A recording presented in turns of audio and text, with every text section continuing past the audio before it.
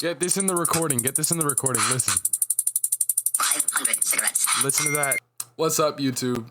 I'm gonna start doing videos like this because, you know, I just make digicore music and it's just out there for everyone to see. And I don't really get to talk about it much anywhere else other than like people that I show my music. So I'm gonna start posting on this channel. You can ignore it. You can subscribe to my channel and just turn notifications off. I don't really care. But basically, these are just yap sessions that I'm gonna go on about music or really whatever's going through my mind. And if you enjoy it, you can stick around. It's really just slop. So if you don't care about it, then, you know, turn it off. I'm here with Eli. Say what's up. What's up, Brody? And first thing that we want to talk about is Snug. I'm gonna play a little audio clip from it real quick. Bitch, I'm feeling snug, not a thug, they're gon' keep it tucked up.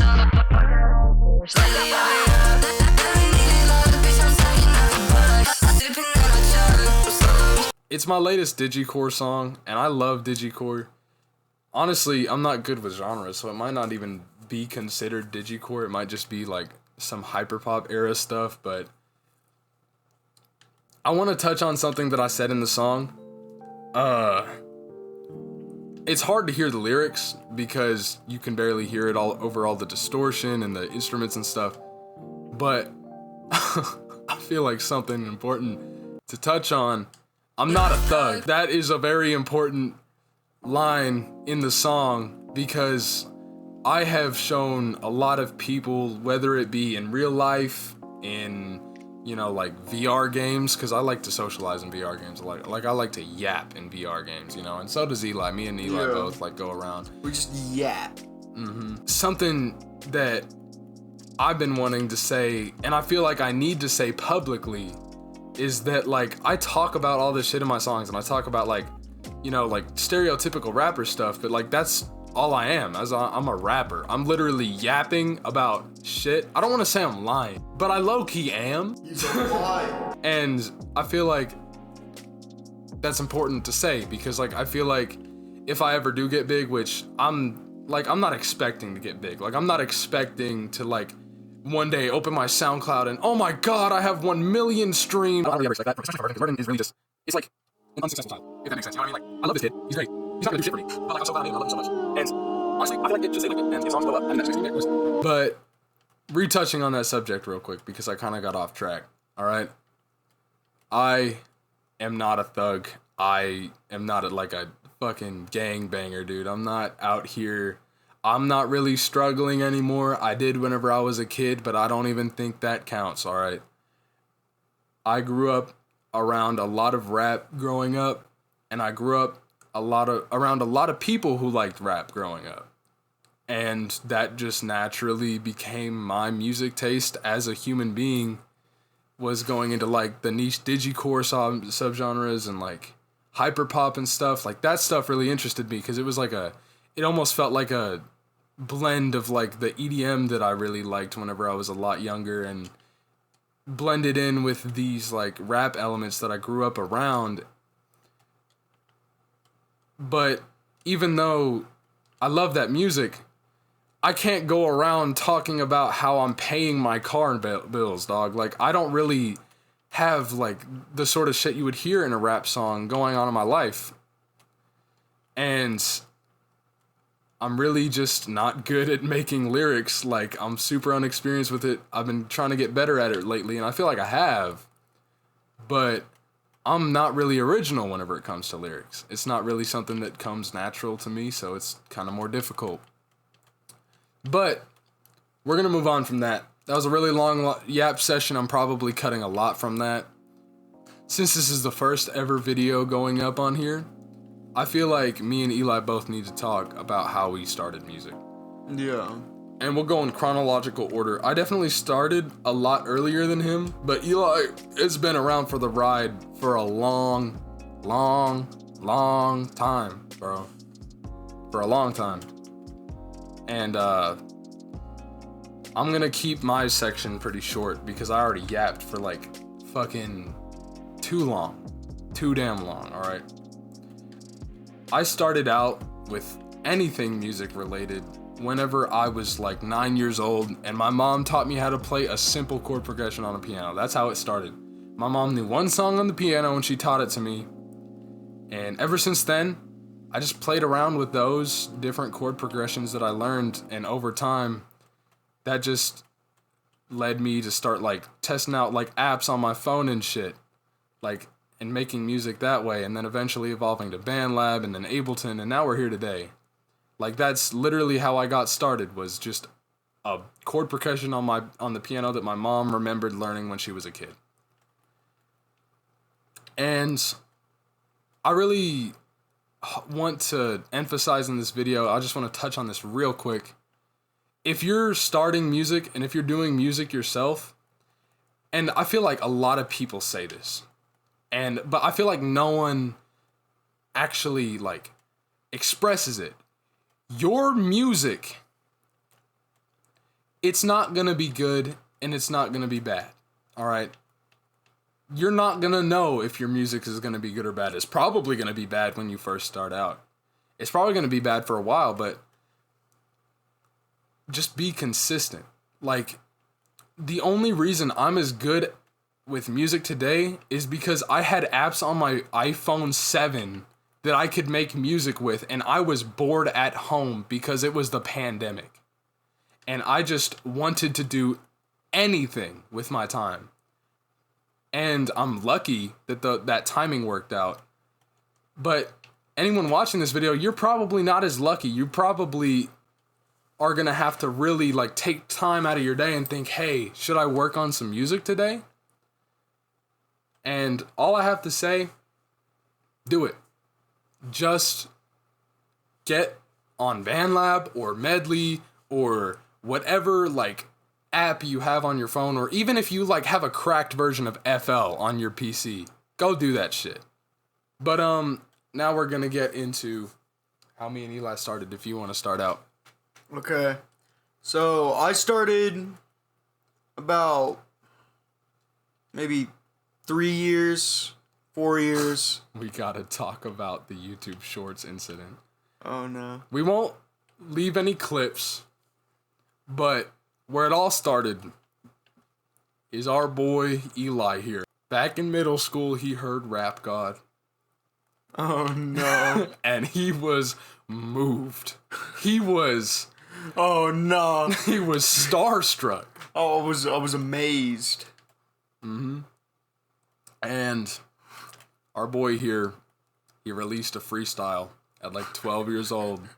And It was so bad. and it was the worst thing I think I've ever, like the worst lyricism, the worst delivery I've ever heard in my life. But like, that's how it is. That's how it is when you start. It's gonna be bad. It was You know? so bad though. God knows I was bad whenever I first started rapping, dude. Like, I was corny as hell. Tell me, are you innocent? I just woke up in the ditch. Got so many problems around me, but I'm still talking. Had it over with. Tell me you won't give a shit. The first song I was in with him was like 2 years ago. Mm-hmm. It's not even up anymore. It's called Big Boy. It was called Big Boy. Mm-hmm. And it's like Memories. It's not even up anymore because it was kind of ass. Too easy. I'm a big boy now, and I'm real icy. Hauling hella ass, you know we don't truck drive. Stole his fucking hat, drive a pussy mad, man. Honestly, I like you. Honestly, I like you. At the time, we were like 13, We thought it was hot shit. Yeah, we were like 13, 14, and we made this like Ski Mask, the Slump God almost kind of beat. And we just really liked it. We really liked the beat. It had this little... And it was just a simple trumpet sample, right? And we just had it looping, and like the bass, it just like hit. Even though it was a BandLab beat, it still hit. It had that, oh, you know what I'm talking about? Yo, it was good for what it was. Mm-hmm. That's for sure. And he hopped on that, and then the Hitabanks era. You got to understand the Hitabanks era because it is so crucial to the lore of anything and everything.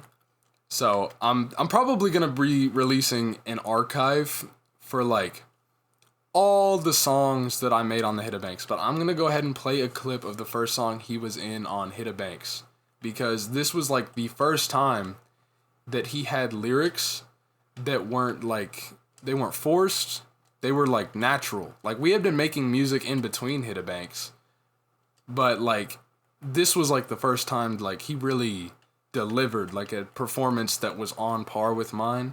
And I loved it. Like, I loved the way, like, it complemented, like, my voice complemented his and his complemented mine in the song. I'm going to play that clip real quick. So stressed out, no, I think it's fucking weed time. We fucked up, so we never stop a meal time. Only tryna eat when we smoke till we fiend tight. We eat all of our greens when we feel right. So no shit, we don't fit, don't clip the shows, shit, so no shit, we don't. Really, it was kind of shocking for me whenever I was making it, because, like, I was acting cool about it, but it was like I had never heard Eli deliver something like that.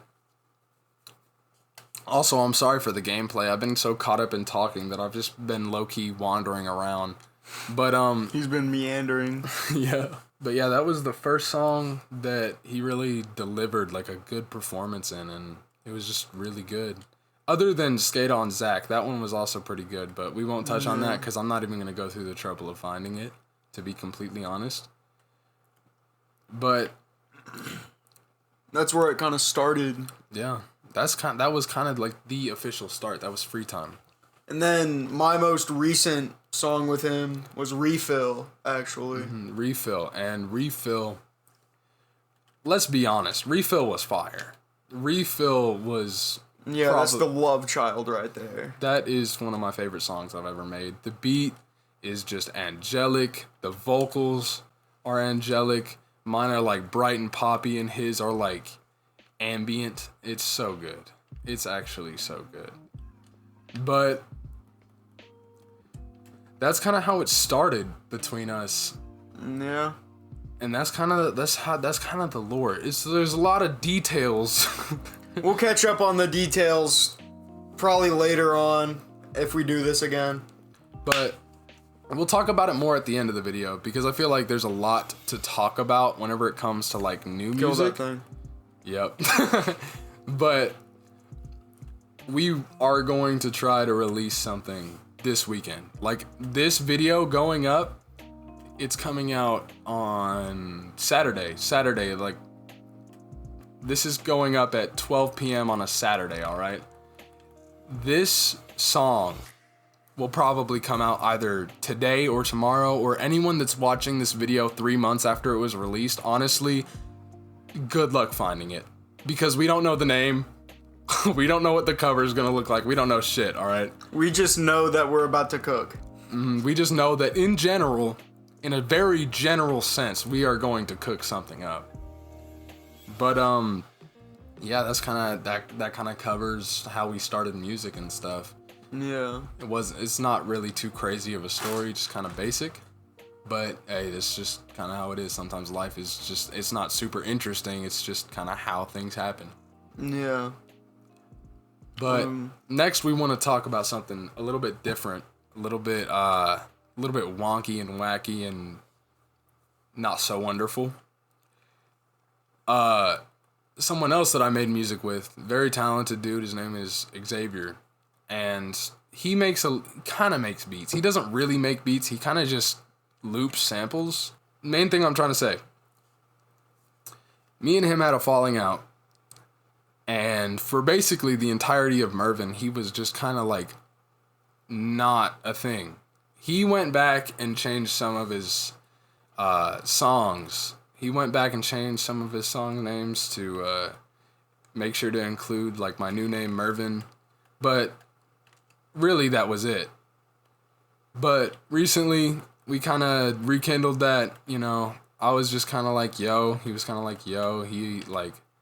We both apologized for different things. We're cool now. And we'll probably have a song together at some point. But he will be releasing a song, most likely, that uses one of my beats, and I'm pretty excited for that to go up. But just yeah, stay tuned for that. Look up Sleepers on YouTube, and I think he's also on SoundCloud, but I'll have to check whenever I edit this video. But yeah, that basically covers that whole thing. Now, we want to get more into detail with why we are so lost whenever it comes to releasing the new single. Because my music is so bipolar. Sometimes I have the magical touch, and I can just find a random ass like melody in my brain, and I can cook up something completely new. But sometimes I rely on like samples and like MIDI melodies that were pre-made, because sometimes I'm just dry. Sometimes I need help with like creating the bass sound of a song. But recently, it's been so hard to even do that it's hard to make a beat that would be good for a song. So me and Eli have kind of just been like scrambling, like making beats and shit. But we haven't really got to like get the full time to commit to one beat. So we really don't know what the song is going to be like. We don't know what the song is going to be about. We don't even know what the song is going to like generally sound like. So just kind of stick around.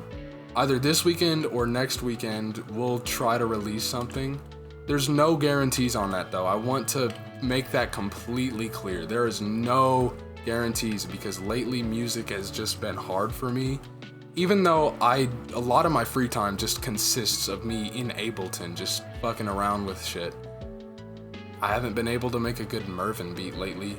And I've been through several stages like that. Like I've went through a whole 3-month phase where I didn't release a song because I could not make a Murvyn beat for the life of me. But I think we have something brewing up. And if there is a song, it's probably going to be pretty decent. It's probably maybe even going to be fire.